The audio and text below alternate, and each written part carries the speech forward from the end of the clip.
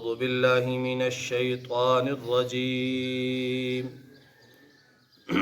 بسم الله الرحمن الرحيم وَظَنُّونِ إِذْ ذَهَبَ مُغَاضِبًا، اور مچھلی والے پیغمبر کا تذکرہ کیجئے جب وہ اپنی قوم سے خفا ہو کر چل دیے۔ فَظَنَّ أَن لَّن نَّقْدِرَ عَلَيْهِ فَنَادَىٰ فِي الظُّلُمَاتِ، اور انہوں نے یہ سمجھا کہ ہم ان پر کوئی داروگیر نہ کریں گے۔ فَنَادَىٰ فِي الظُّلُمَاتِ، پس انہوں نے اندھیروں میں پکارا، اللہ الہ الا انت سبحانک، کہ آپ کے سوا کوئی معبود نہیں، سبحانک، آپ سب نقائص سے پاک ہیں، انی کنت من الظالمین، میں بے شک قصوروار ہوں۔ فاستجبنا له ونجیناہ من الغم، سو ہم نے ان کی دعا قبول کی اور ہم نے نجات دے دی ان کو اس کٹھن غم سے۔ وَكَذَلِكَ نُنْجِي الْمُؤْمِنِينَ، اور اسی طرح ہم ایمان والوں کو نجات دیا کرتے ہیں۔ گزشتہ آیات میں حضرت ایوب علیہ السلام کا تذکرہ تھا اور ان کا صبر، اللہ پر یقین اور توکل بیان ہوا۔ آج کی ان آیات میں حضرت یونس علی نبینا علیہ السلام کا ذکر ہے۔ اللہ کے برگزیدہ پیغمبر تھے اور قرآن پاک کے اندر کئی مقامات پر آپ علیہ السلام کا تذکرہ آیا ہے۔ اللہ اکبر۔ عراق کے شہر موصل کی بستی ہے نینوا۔ نینوا کی میں آپ کو نبی بنا کر مبعوث کیا گیا اور تقریباً 1,00,000 سے زائد آبادی کی طرف آپ علیہ السلام کو نبوت دے کر بھیجا گیا، اور آپ نے اپنی قوم والوں کو ایک لمبا عرصہ دین کی تبلیغ کی، دین اللہ کی طرف بلایا، شرک سے ہٹایا اور توحید کا عقیدہ سکھایا۔ تو اس لمبے عرصے میں ایک بھی آدمی یونس علیہ السلام کی قوم کا ایمان نہیں لایا۔ جتنا عرصہ گزارا انہوں نے، ایک بھی آدمی، مفسرین نے لکھا ہے کہ وہ ایمان نہیں لایا، بلکہ اپنے شرک اور اپنے کفر پر وہ ڈٹے رہے۔ اور یہ تقریباً عیسیٰ علیہ السلام سے 800 یا 900 سال پہلے نبی بنا کر مبعوث کیے گئے تھے۔ اور پھر اللہ تعالیٰ نے جب قوم نے آپ کی بات کو نہ مانا تو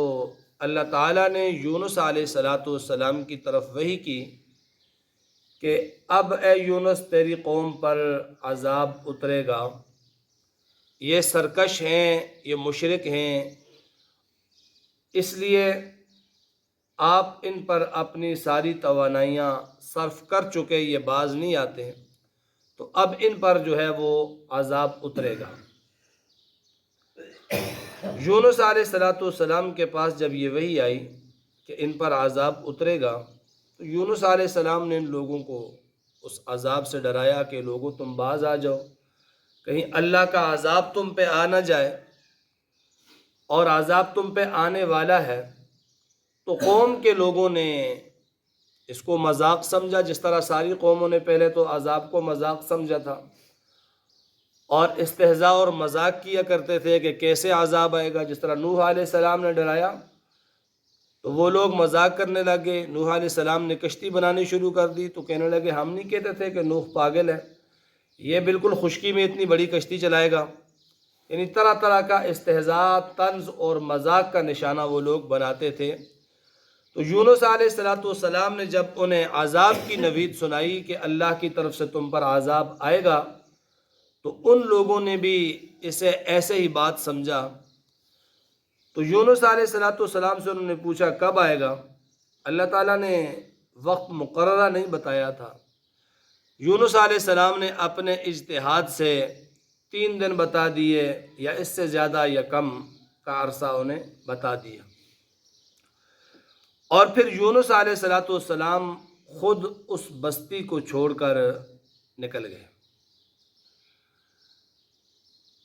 اب مفسرین نے لکھا ہے کہ یونس علیہ السلام کے نکلے جانے کی 2 وجہ تھی۔ ایک تو یہ کہ اگر عذاب میرے بتائے ہوئے دنوں کے اندر نہ آیا تو یہ لوگ مجھے اور رسوا کریں گے، اور دوسری وجہ یہ لکھی ہے کہ یونس علیہ السلام کو جب اللہ نے یہ بتا دیا کہ ان پر عذاب آئے گا تو یونس علیہ السلام نے اپنے اجتہاد سے اپنی سوچ کے مطابق یہ فیصلہ کیا کہ جب عذاب آ جائے تو پیغمبر عذاب والی بستی سے نکل جایا کرتے ہیں، تو یونس علیہ السلام وہاں سے نکل گئے، اس بستی سے، نینوا سے وہ نکل گئے، اور یہاں یونس علیہ السلام نے اس خاص عذاب کا جو آثار ہیں ان کا انتظار نہیں کیا، اپنے اجتہاد سے انہوں نے سوچا کہ اب عذاب آنے والا ہے، یہ لوگ باز آئے نہیں تو یہ نکل گئے۔ یونس علیہ السلام آپ کے 2 بیٹے ساتھ تھے، اور وہ بھی معصوم عمر کے، چھوٹی عمر کے، اور بیوی ساتھ تھی۔ بعض تفسیری روایات میں اور باتیں بھی لکھی ہیں کہ آگے چل کر جو ہے وہ یونس علیہ السلام سے ایک جتھے کی ملاقات ہوئی جنہوں نے آپ سے آپ کی بیوی کو چھین لیا، اور آگے کوئی رستہ پار کر رہے تھے، ایک بیٹے کو اس ندی کے کنارے پر، نہر کے کنارے پر بٹھا کر دوسرے بیٹے کو لے جا کر پار لے جا رہے تھے، تو پیچھے اس بیٹے کو بھیڑیا کھا گیا۔ یونس علیہ السلام نے دیکھا، وہ گھبرائے، تو دوسرا بیٹا بھی چھوٹ گیا، وہ بھی بہہ گیا، اب تنہا جو ہے وہ جا کر کشتی میں بیٹھ گئے۔ بعض تفسیری روایات کے اندر یہ واقعات بھی آتے ہیں، چونکہ یہ خلاف قیاس بھی نہیں ہے، اللہ تعالیٰ کی طرف سے یہ ایک آزمائش تھی یونس علیہ السلام پر۔ اور پھر بعض نے لکھا ہے کہ یونس علیہ السلام جب واپس آ گئے تو پھر یہ دونوں بیٹے بھی مل گئے اور بیوی بھی مل گئی، کہ وہ فرشتے تھے کہ جنہوں نے یونس علیہ السلام کی آزمائش کے لیے بیوی لی تھی، اور اسی طرح وہ بھیڑیا جس بچے پہ حملہ آور ہوا تھا آگے چل کر کسی نے چھڑا دیا، اور دریا میں بہنے والا بچہ بھی بچ گیا، کسی نے نکال دیا۔ تو بہرحال یونس علیہ السلام اس بستی سے نکل گئے،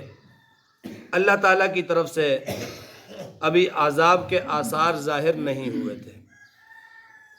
پیچھے قوم والوں نے دیکھا، انہوں نے کہا یار یونس نے تو کبھی جھوٹ بولا نہیں ہے، سچا سچا آدمی ہے، نیک اور پارسا آدمی ہے، پاک باز آدمی ہے، عذاب کی نوید سنائی ہے، کچھ نہ کچھ تو ہوگا۔ بستی کے وڈیروں نے کہا جاؤ جا کر دیکھ لو، یونس اگر گھر میں ہے تو پھر خیر ہے، کوئی بات نہیں، عذاب نہیں آئے گا، اگر گھر میں نہیں ہے تو پھر مسئلہ ہے، پھر تو کچھ حل کرنا پڑے گا۔ تلاش کرتے ہوئے یونس علیہ السلام کے گھر میں گئے تو یونس علیہ السلام وہاں موجود نہیں تھے، وہ نکل چکے تھے۔ تو اب ان لوگوں نے یہ کہا کہ یہ تو بڑا مسئلہ بن گیا،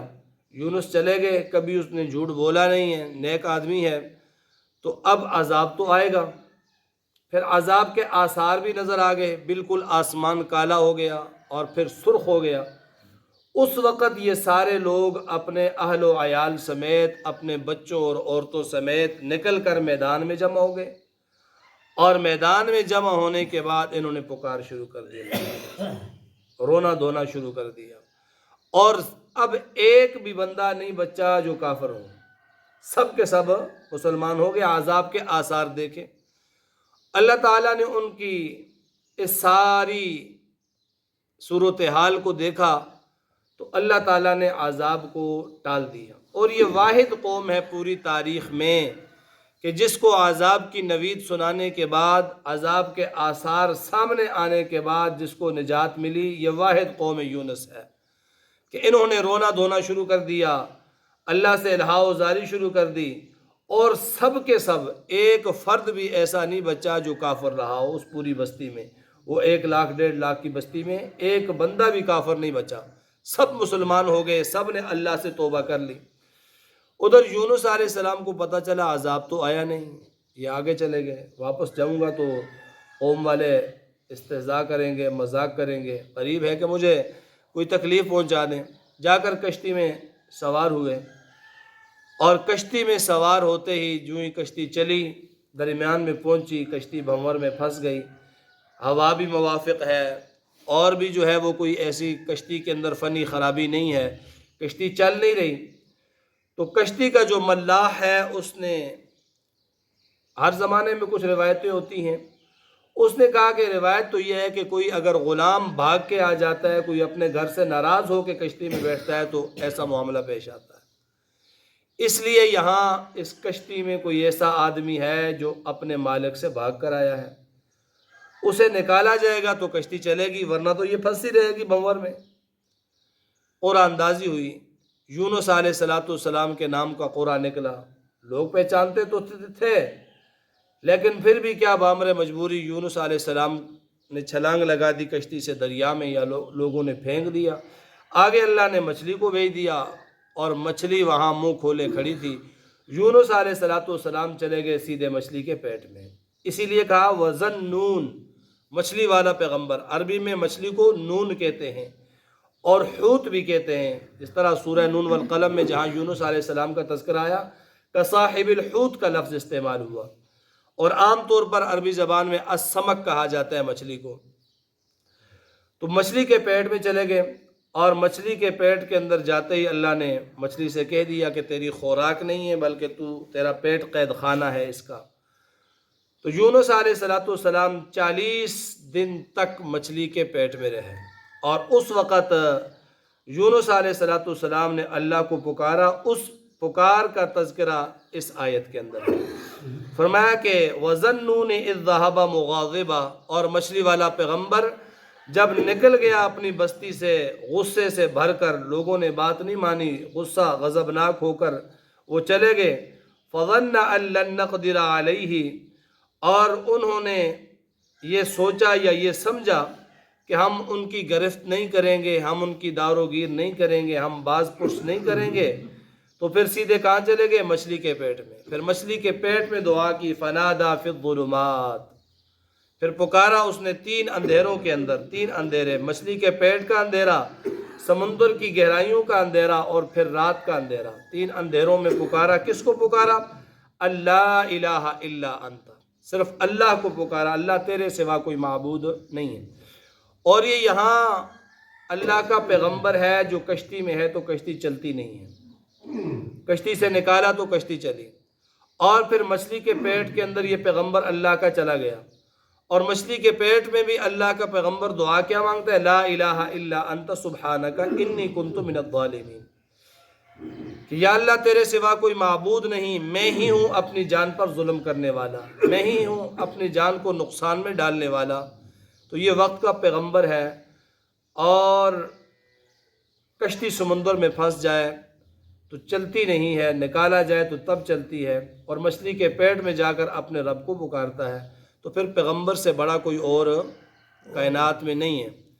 یہاں لوگوں نے یا معین الدین چشتی پار لگا دے کشتی،